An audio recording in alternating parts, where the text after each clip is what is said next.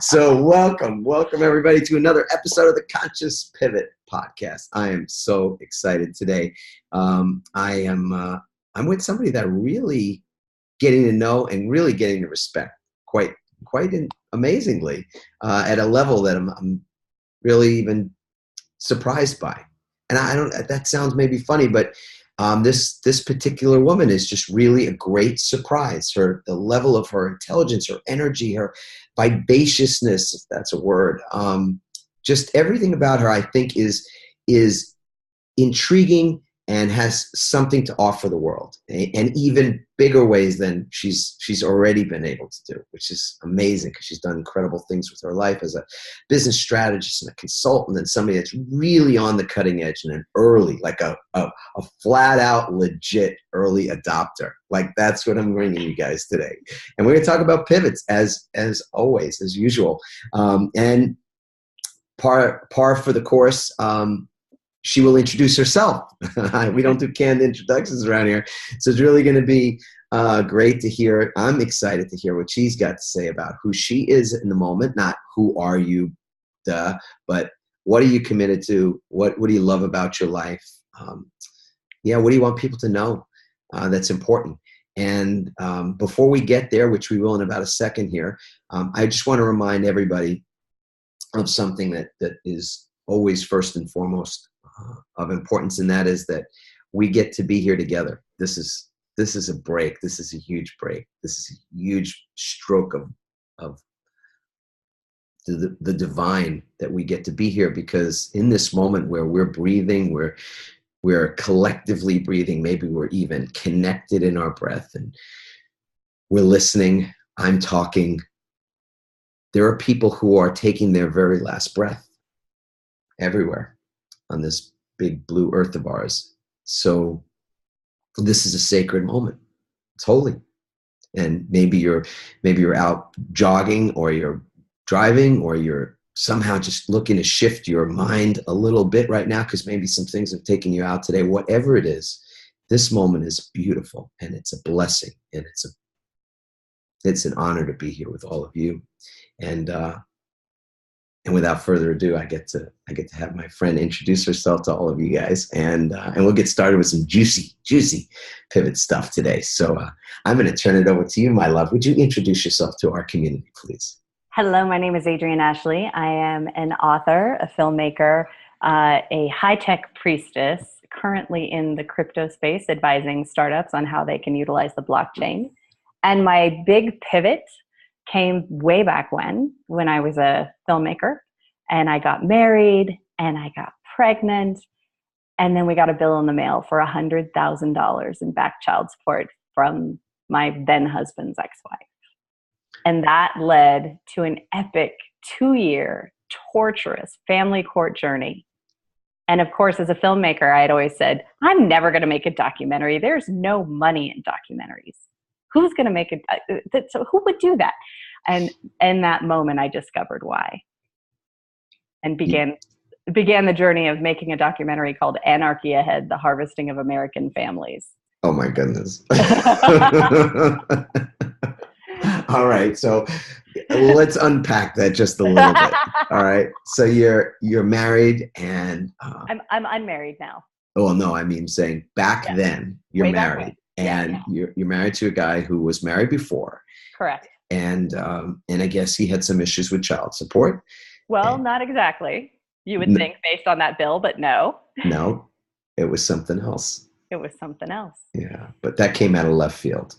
Completely. And when you're 8 months pregnant and you get a bill like that, and you know what the consequences are, which means your spouse is going to jail, and for more than a year, that means where we lived, that would have been San Quentin. And the last non-violent offender to be sentenced to San Quentin was a third strike DUI plumber. He lived 3 weeks before he was killed.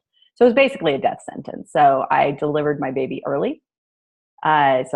He's actually not technically considered a preemie. He was 1 day from preemie because he was 3 weeks early, but it was pretty stressful. He was only 4.5 pounds when he came home. Oh my goodness. Yeah. So pretty brutal. And then went through the process of fighting the Department of Child Support Services, And then figuring out, my spidey sense started tingling, and I went, holy shit, this is corrupt. This is absolute, like, facts don't matter. It's all about the commission structure and who's going to get paid. And that's how the entire operation was run. So I started doing a documentary because I thought somebody's going to, the more I researched and got into fathers' rights, and spoiler alert, I climbed buildings with Fathers for Justice dressed up as Batgirl because I had a gag order and I wasn't allowed to speak as myself. So you're an advocate now. This thing has happened. Yeah. And your inner sense of, I don't know whether you were driven by social justice before that, or this just triggered it for you. Like it was a recessive gene or something. Totally, right? So I grew up in Marin, which is the woo-woo capital of the world. So I'm kind of like, clean air, clean water, probably a good idea. But, but I was not an activist. Social justice was never on my radar. But the more I researched, and I interviewed 1,000 families, 1,000 divorced families, 1,000 dads who had child support orders. And dads who had custody of their children who had child support orders where the wife was supposed to pay and never did. Like, I did all the documentation, all the research, all the deep dives, and proved that it's an absolute scam. The whole point was to recoup welfare money. We spend $400 million in welfare money, which is nothing. And we spend $5 billion to recoup that $400 million. Now, in what business is that ever a good idea? Right? Not a business that's run for, quote, profit. Right. So, it was terrible. And I kept trying to get this through, and I was flying all over the country with my team and doing this documentary, and it was soul sucking and solutionless and unwatchable. And I got to Sundance, and I met this guy who's a super famous documentary filmmaker, and he crushed my dream of actually finishing by telling me that documentaries take their own time and they'll tell you when they're done. And it's usually 10 years plus. And I was like 2 years into it. And I just went, I am surrounded by broke, depressed, just broken people, right? And 16 years of cheerleading, I can smile through anything. I am a perky person. It was rubbing off. It was affecting my marriage. It was affecting my mood. It was affecting everything. And I realized I could not see this through. I could not finish. But the information that I had dug up, the research that I did, I ended up getting a PhD in constitutional law. That was how we finished the case. Was the only time I could ever argue was in administrative court because I wasn't a lawyer. And when I argued in an administrative court, I would put the judge in a corner, hold her by the throat, basically verbally, and then shut the other attorney down. And I won every single time. And the only thing they were afraid of was my ability to argue in real court, right? So I actually got an anaphylactic. Almost died again. I have allergies. And the next day, my husband told his ex-wife, I just have two things to tell you. Adryenn just graduated from law school, and the bar is in February. So it was January 25th. January 26th, she settled, because the only thing they were ever afraid of was me being able to argue his case. And so they settled. But at the same time, here I have this failed documentary. Thank God the actual court case itself was over. But I'm in this place where I'm just not happy, right? Like I'm not living my passion. I'm not living what I'm supposed to do. I'm constantly down this rabbit hole with depressing people, and it was taking its toll. And then I went to a live event, and I didn't go to live events before. Like, I know that you mean like a seminar? Like a seminar, right? Like a seminar? Like a seminar with like people. Like a real live seminar? But it wasn't actually a real life seminar. What it was Ladies Who Launch, and we took over a nightclub, and this bouncy girl I am talking full on perfect Barbie with energy like I used to have, right? And we go there, and it's called Ladies Who Launch, and it was a whole bunch of women entrepreneurs with startups, with ideas, and it inspired me to take everything that I had learned, and I realized that nobody was going to watch that movie. And if my intention, and this is where you have to boil it down to, what's the point? What is your actual intention? What do you want to accomplish? Because the vehicle that you're using might not be the right one to get what you need done.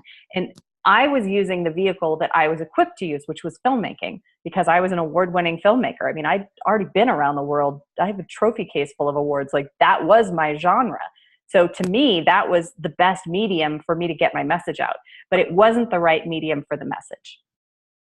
And after I met this girl, I figured out I needed to do a book.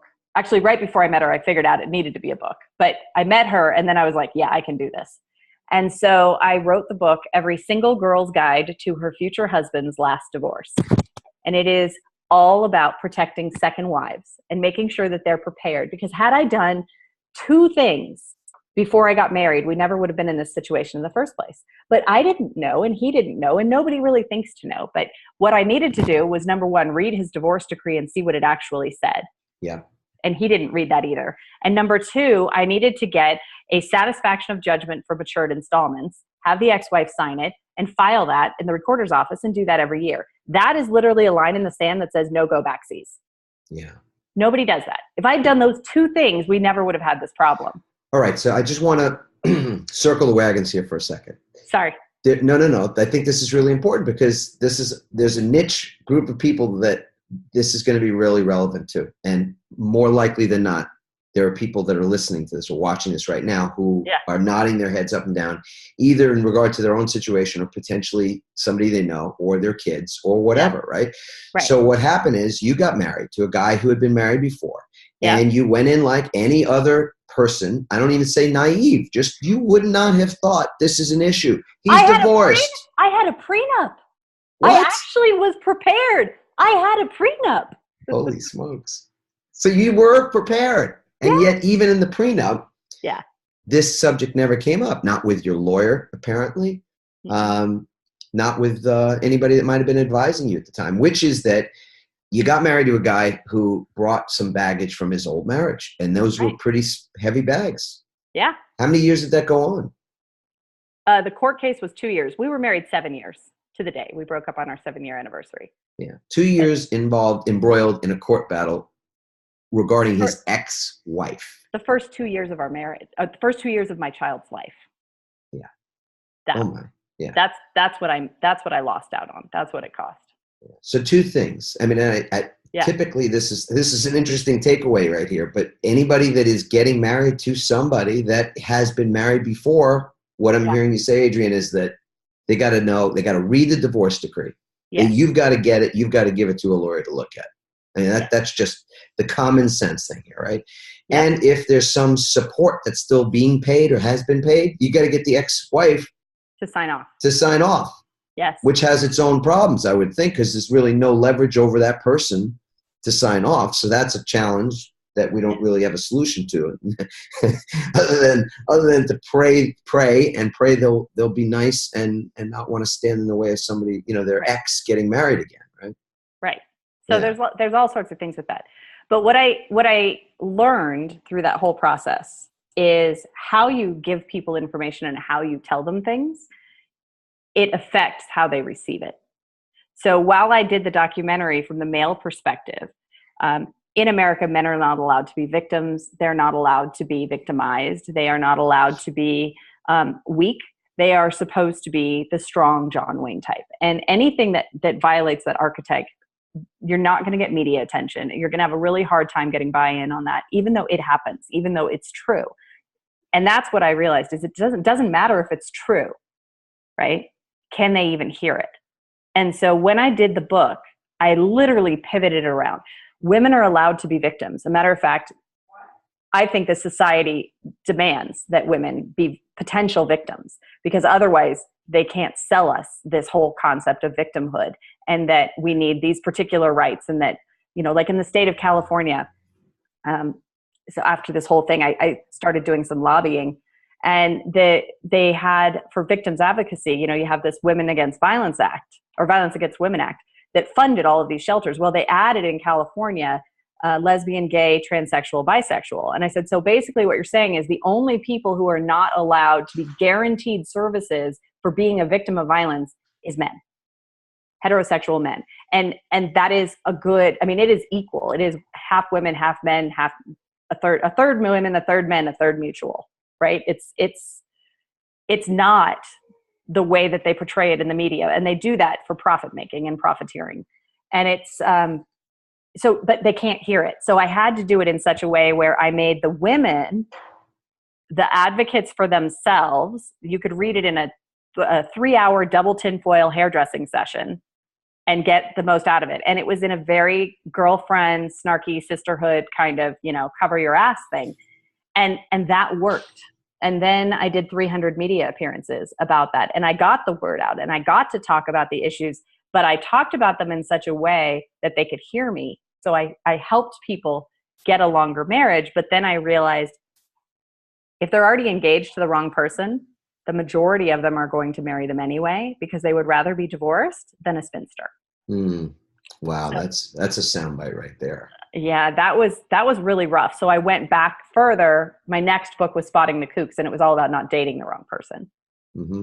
But, so you were advocating, when you say you were lobbying for men's rights, fathers' rights. Father's rights, yes. Yeah. I'm a father's rights advocate. I actually have 2 pages in a CIA file because I climbed buildings with Fathers for Justice, who are considered a terrorist organization because they think that children deserve both parents and have the audacity to actually write it in chalk on sidewalks.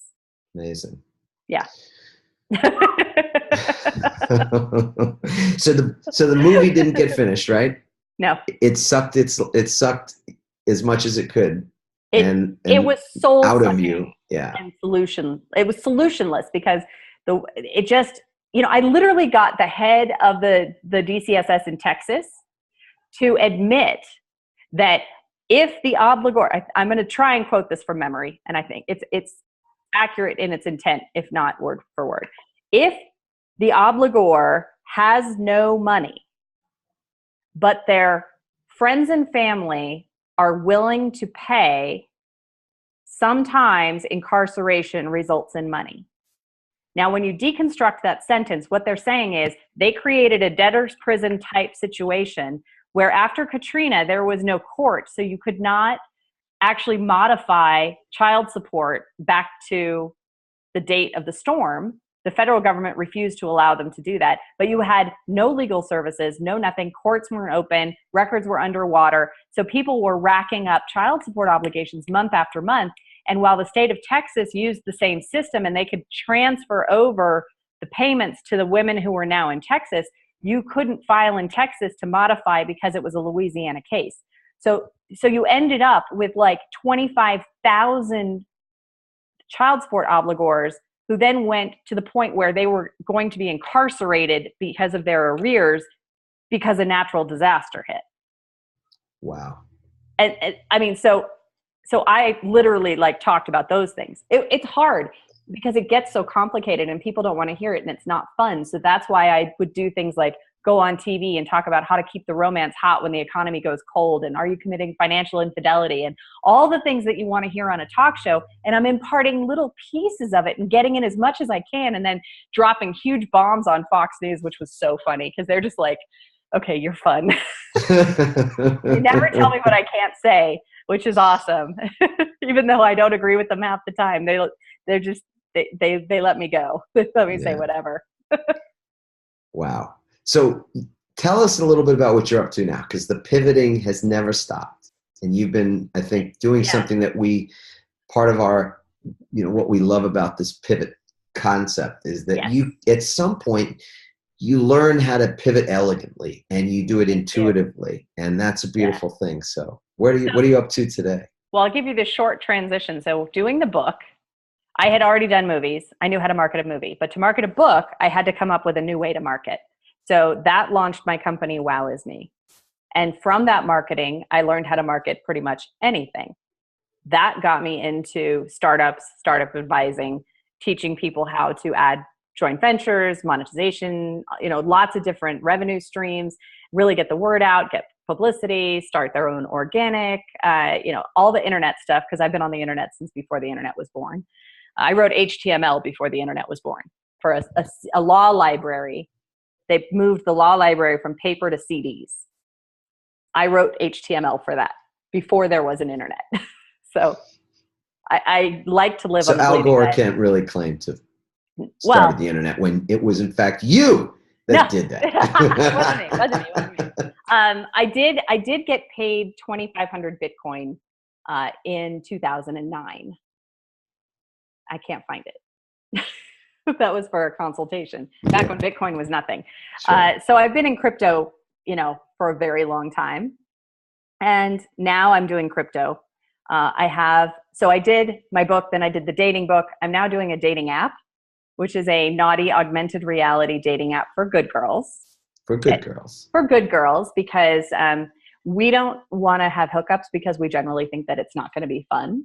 And so what I've done is given them that sense of safety and security, but we've also added a lot of technology that is machine learning as well as on the blockchain. So it's pretty amazingly bleeding edge tech, and we're launching that on an ICO. So, and I do a lot of ICO advising. We just launched Musiconomy last week, which was awesome. We hit our cap in 48 hours, and it was amazing and fabulous. And part of my background has led me to be able to create these really organic, awesome communities of people that care about projects. And so that's what I do now is I advise on ICO startups. I advise businesses on how to transition their current play to add blockchain and add that technology so that maybe if they need to do a funding round, they don't have to go the venture route. They can do an ICO. And for those who don't know what an ICO is, would you just share that? Not Yeah, everybody's like the lingo today. The lingo. Okay. So it's an initial coin offering. And we actually try not to say that because then that makes the SEC think that it's a security, but it's not a security. It's a token, a utility token.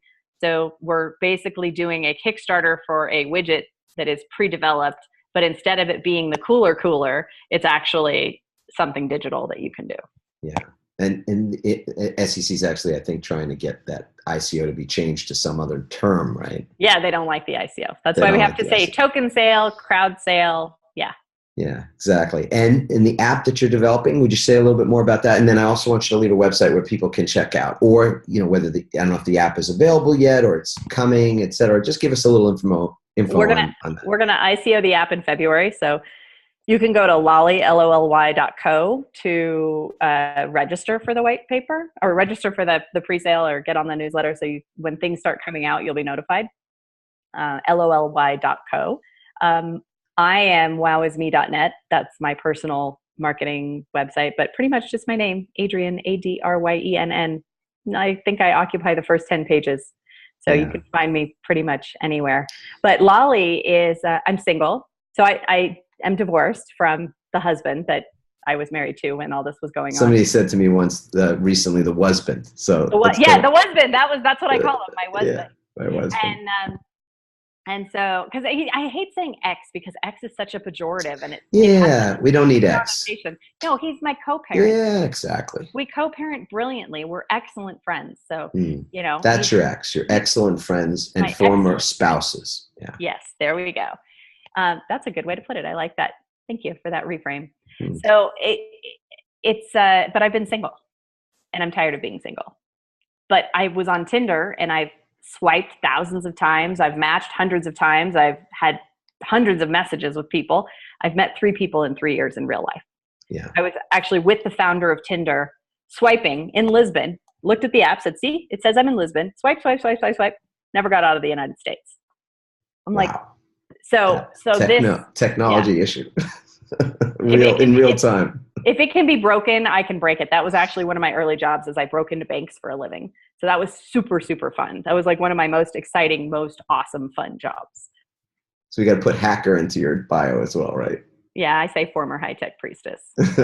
Yeah. Oh, man. Little bit of a hacker. I can find stuff. All right. So now I want you to go one level deeper on what this app is, because I know you're holding back just a little bit. So don't be shy. What's this app for? Let's get at it. I'm hooking up good girls and nice guys to have orgasms because that's really the key. So it matches based on sexual compatibility and communication style. We use a patent pending heat index. So as an explanation, you are not rated individually. You are only rated in comparison to you plus somebody else. So the 2 of you are rated because you can have a 10 and a 10 and together they're a 2. Yep. It's not about the individual. It's about what's the connection going to be like. And you can't really get past an 8.5 unless there's some long-term potential. So even though I'm selling orgasms, I'm giving them what they want, which is potentially a long-term relationship. And we have a lot of in-app upgrades. So we have background checks, but we also have a matchmaking service. So maybe the person who's actually right for you is a whole town over, and geolocation-wise, that's too far for the app to see. So we can actually hook you up and match you up. We have a whole nother level for celebrities, because obviously they want to seek but not be found.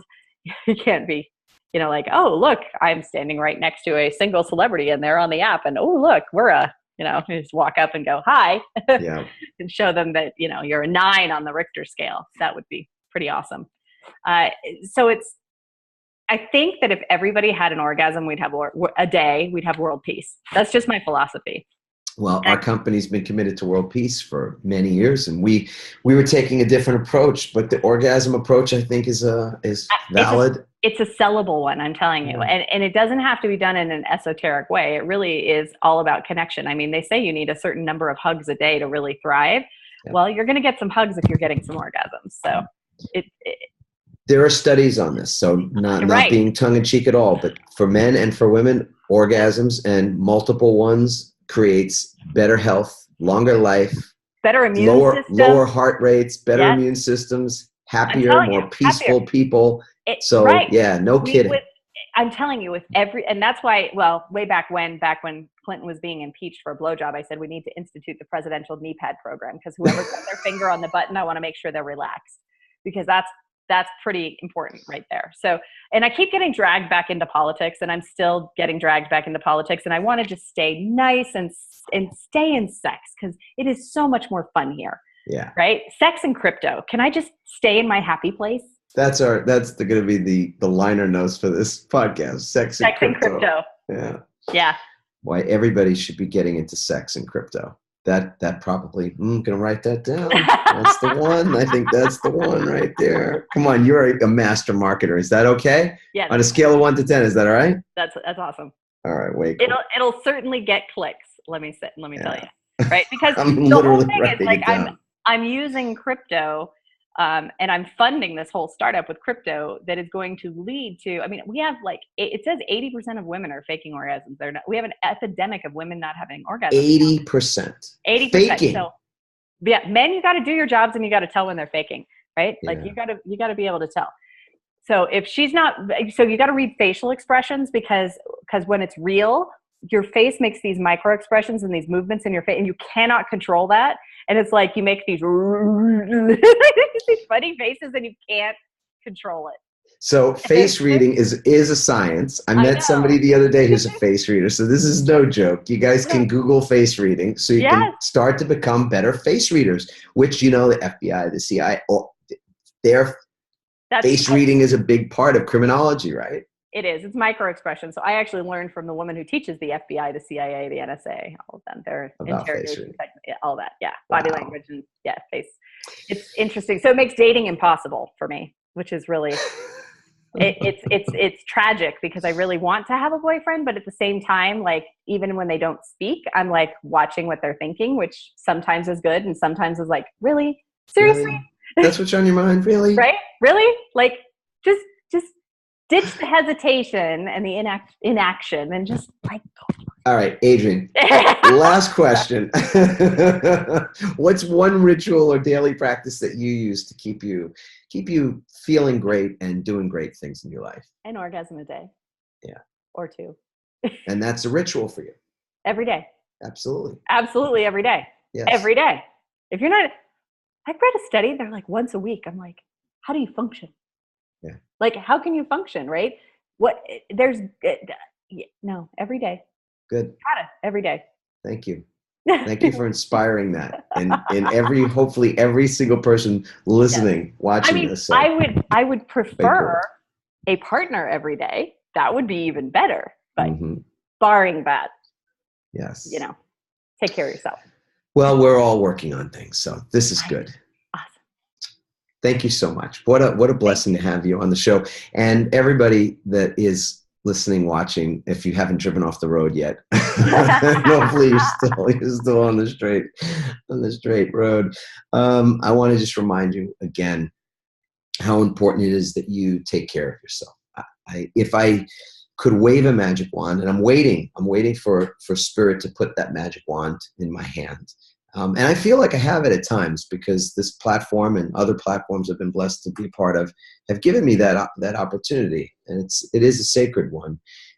To wave that magic wand, I'd wave it in front of everybody so that they would understand in every moment of their day how deserving they are of their own love. We cannot give anything that we don't possess, and our world is in need of love. I don't think there's anybody that would dispute that. And the way to that is to know love ourselves.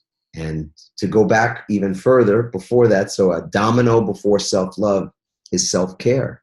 And what I think, Adryenn, a part of what you're talking about is, how do you care for yourself? What do you do to care for yourself that isn't either trying to control something or trying to sedate something? And drugs, alcohol, and other things are sedatives. And so we sedate where we have pain and suffering, and we don't want to deal with it, can't deal with it, or want to avoid it. And then there's that other part of us, it's sort of more of a male energy, which is about control. And cigarette smoking, interestingly enough, according to studies, is a control. It's not a drug thing, it's a control thing. It's not a sedating, it's a control. Because when you're taking a puff and you're smoking, you take that inhale, you're in total control of your life right then. So as opposed to having to control or sedate the things that we haven't yet dealt with or integrated from our childhood, mostly, in those energetic charges and the childhood experiences and even traumas, we can simply decide in this moment to love ourselves unconditionally. And to do that takes practice, and the practice is self-care. And when you do that, you'll not only love yourself, but you'll trust yourself, in which case, from a business context and a personal context, other people will trust you. And we know that when people trust you, things just happen. Your business flourishes, your life flourishes in many ways you can't even expect. So today, it's great that we're here, we're awake. Let's be grateful for that, all of us together in this moment, as we're taking this breath, to realize how sacred a moment it is. And then to repeat that. And tomorrow morning when you wake up, the first practice of the day, the ritual, the morning ritual that we teach, and I share again and again and again, is that you wake up, you feel blessed to be alive in that moment, grateful for that breath, and that you stand up. What a blessing that is. Put your hand on your heart, or throw your arms up in the air and say, I love my life. I love my life. I love my life. And it's been a blessing to be with you all here today. And if you haven't yet subscribed to the podcast, what are you waiting for? Go ahead and subscribe so that you can hear all the upcoming episodes, and join our community on Facebook. Start My Pivot community on Facebook is absolutely magnificent. It's just, it's glorious. People are really vulnerable and sharing things and supporting each other, and just magical stuff happens. It's a fantastic space. So until then, I will say ciao.